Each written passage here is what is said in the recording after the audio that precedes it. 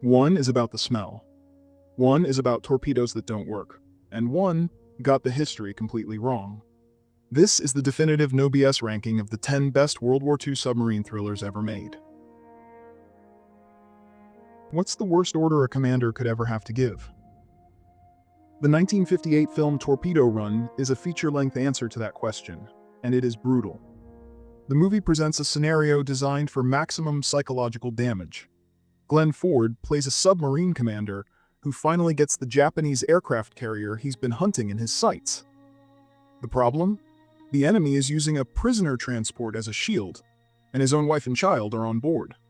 The film isn't about tactics. It's about the cold, grim mathematics of command.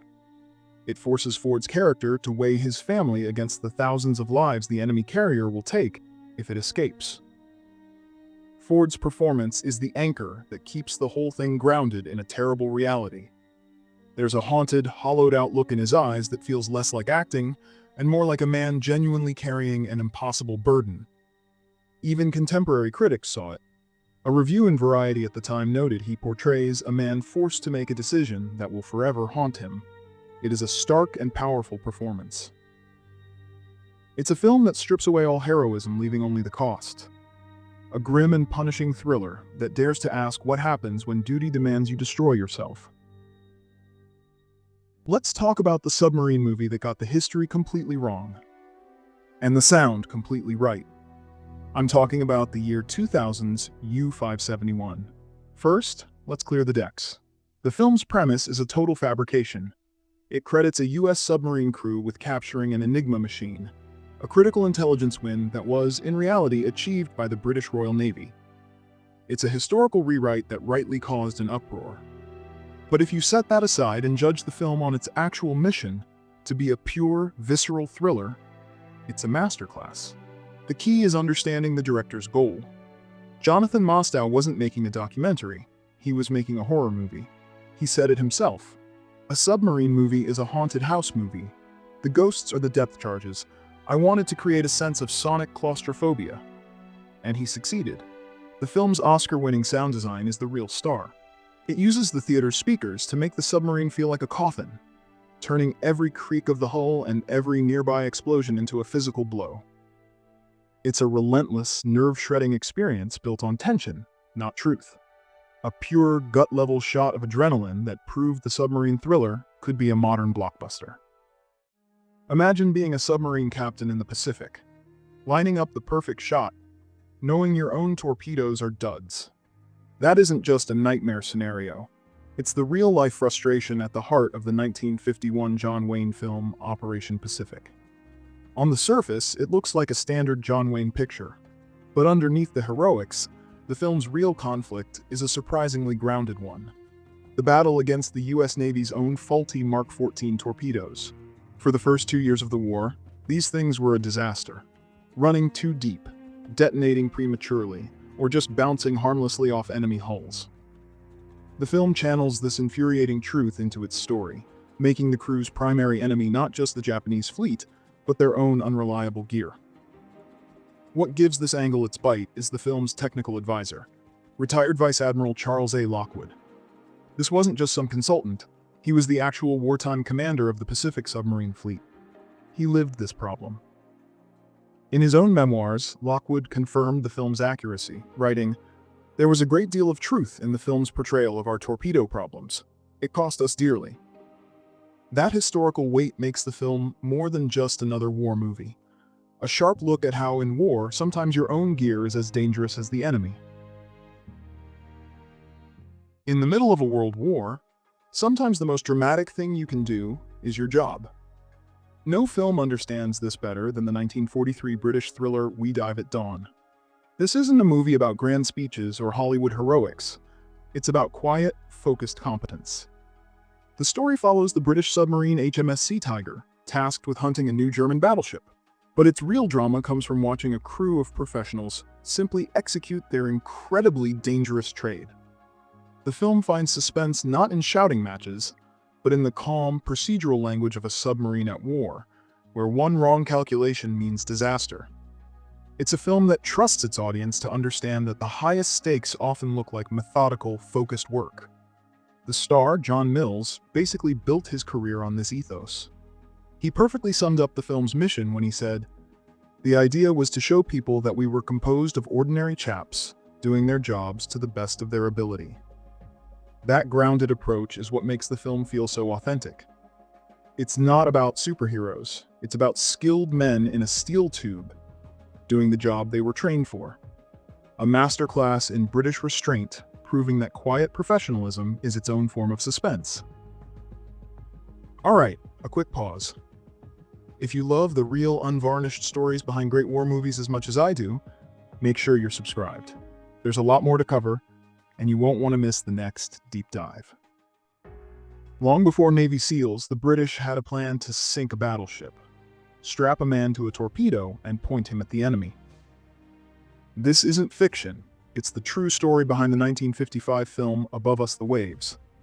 Directed by Ralph Thomas, the script is based on the book of the same name by C.E.T. Warren and James Benson, two of the actual frogmen who lived it. It recreates their mission to cripple the German battleship Tirpitz, a threat that paralyzed the British fleet just by existing in a Norwegian fjord. The film's tension comes from the weapons themselves. Experimental X-craft midget subs and crude torpedoes. These weren't sleek machines, they were fragile death traps. The film excels at showing the total vulnerability of the operators, exposed to freezing water, enemy nets, and depth charges with no real protection. The ambitious underwater photography for its time grounds their insane bravery in a cold reality. John Mills is in this one as well, and even he recognized this was a different kind of duty, calling the men pioneers and their mission what it was, practically a suicide mission. The film's strength is showing exactly why he was right, a tribute to the cold-blooded courage of the men who pioneered naval special warfare. Most war films are about heroes. The 1953 British classic The Cruel Sea is about the weather. This film is a cold, stark look at the Battle of the Atlantic from the deck of a Royal Navy corvette. There are no grand charges or triumphant victories. The story is about the grinding, miserable reality of convoy escort duty. Endless days of fog, freezing spray, and the constant, unseen threat of a U-boat lurking somewhere beneath the waves. It's a film that understands the enemy in this war wasn't just a torpedo. It was exhaustion, frostbite, and the sheer indifference of the ocean. What makes it so brutally honest is its source material. It's based on the novel by Nicholas Montserrat, a man who actually served on these corvettes during the war. He wrote what he knew, and the film channels that lived-in, deglamorized truth. Montserrat stripped away all the romance of war, and he said it best himself when he wrote, "It was a job to be done, but there were no victors in that battle, only survivors on either side." The film lives and breathes that sentiment. It's the definitive film about the Royal Navy in the Second World War because it understands the only real enemy was the sea itself. Any other film taught us what dive, dive, dive meant, there was one movie that wrote the entire playbook. That movie was 1943's Destination Tokyo. Made in the thick of the war, this film had a dual mission: be a gripping thriller and show the American public what the submarine service was actually doing in the Pacific. In the process, it created the DNA for nearly every submarine movie that followed. The claustrophobic tension, the procedural jargon, the camaraderie in close quarters, even the emergency underwater appendectomy. All those tropes started here. It took the complex, secret reality of the silent service and turned it into a powerful cinematic language. What made it so effective and influential was its obsession with authenticity. The studio didn't just guess what life on a submarine was like. Screenwriter Delmer Daves, who would later become a top director, made sure the details were right. He famously said of his research, "I spent weeks on a submarine at sea. Everything in that picture is factual." That commitment is why the film felt so real, and why it became the foundation for an entire genre. It's the original blueprint. Every submarine movie that followed is sailing in its wake. You put Clark Gable and Burt Lancaster in a steel tube underwater, and the Japanese become the secondary threat. That's the entire premise of the 1958 pressure cooker Run Silent, Run Deep. This isn't really a World War II action film. It's a two-man psychological battle that just happens to have depth charges. The submarine is simply the arena for a brutal clash of wills. On one side, you have Clark Gable as a captain consumed by a single-minded, Ahab-like quest for vengeance. On the other is Burt Lancaster, the cool, pragmatic executive officer who sees his commander's obsession for what it is, a danger to the entire crew. Every command and every tactical decision becomes a move in their personal chess match. The real tension isn't whether they'll sink the enemy, it's whether their fractured command will sink them first. Director Robert Wise knew exactly what story he was telling. He later confirmed the focus was always on the human drama, stating, "The conflict between the two men, that was the real guts of the story." A brilliant psychological drama that just happens to be set on a submarine. In the middle of the Atlantic, two of the best naval minds of the war started a chess game where the board was the ocean and the pieces were their men.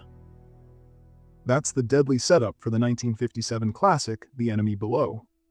This film strips away the usual good versus evil narrative of World War II. Instead, it's a pure tactical duel between two equally skilled professionals, Robert Mitchum as an American destroyer captain and Kurt Jürgens as a German U-boat commander. The suspense isn't about who is right, it's about who is smarter. The entire film is a tense, calculated battle of wits, with each man trying to anticipate the other's moves, lay the perfect trap, and force a fatal mistake. What makes it a masterpiece is its core theme of mutual respect. These aren't faceless enemies, they're two men doing a job. Robert Mitchum himself perfectly explains the film's grounded perspective on his character, saying, "My guy was a civilian. He just wanted to get the job done and go home, and he figured the guy on the other boat felt the same way." That simple, pragmatic idea is the heart of the entire film, the genre's most intelligent film, a perfect, deadly equation of two equal forces. Most submarine movies are about the hunt. Only one is about the smell. That's the brutal reality at the core of Wolfgang Petersen's 1981 masterpiece, Das Boot. I'm talking about the smell of sweat, diesel fumes, and unwashed bodies crammed into a steel tube for months.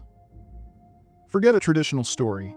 This film is a pure sensory experience, an endurance test designed to make you feel the filth and claustrophobia of a real U-boat patrol. Petersen's genius was in his method. He shot the film chronologically inside a cramped, custom-built replica on a hydraulic platform that rocked and shuddered relentlessly. There was no escape for the actors. This punishing process was the point. Petersen wanted to break down the barrier between performance and reality to capture genuine exhaustion and fear. The on-screen suffering was a direct reflection of the shoot itself.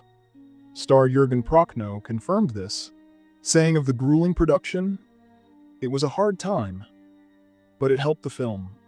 You could see the despair in the faces of the actors." That despair is the film's terrifying, authentic heart. It plunges you directly into the war, forcing you to live a piece of it. It's the only film that makes you feel like a survivor rather than a spectator. That's my list. I'm sure you've got your own picks. Let me know what I missed in the comments. Subscribe for more.